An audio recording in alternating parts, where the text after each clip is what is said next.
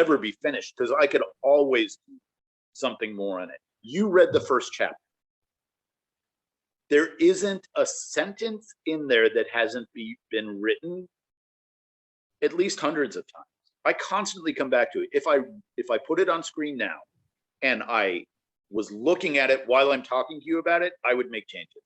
And each time I would be completely convinced that that change was a better one.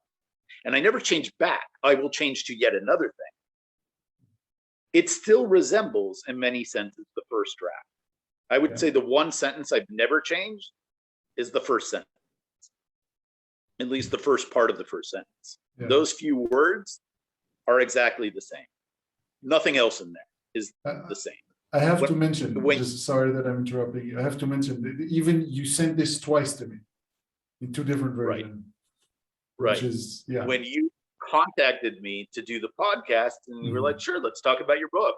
I was like, okay, I'll send you the first chapter. And I sent it. And right after I sent it, I started reading through it and I made a significant change. I took a whole section from the first page and put it on the 9th page and resent it and said, no, look at this one.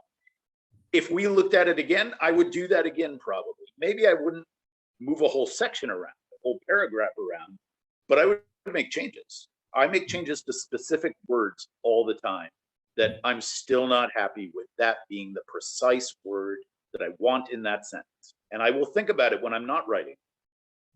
I will be walking down the street and I will think like, oh, that's how I should say it.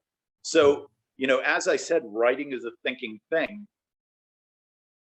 I'm writing when I'm thinking, even when I'm not writing it down. Yes, definitely. I understand. It's an ongoing process.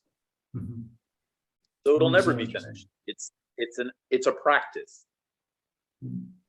Yeah, I completely, I understand what you're saying. I agree with it. This never ends. Never ends. Okay, so let's just get into it.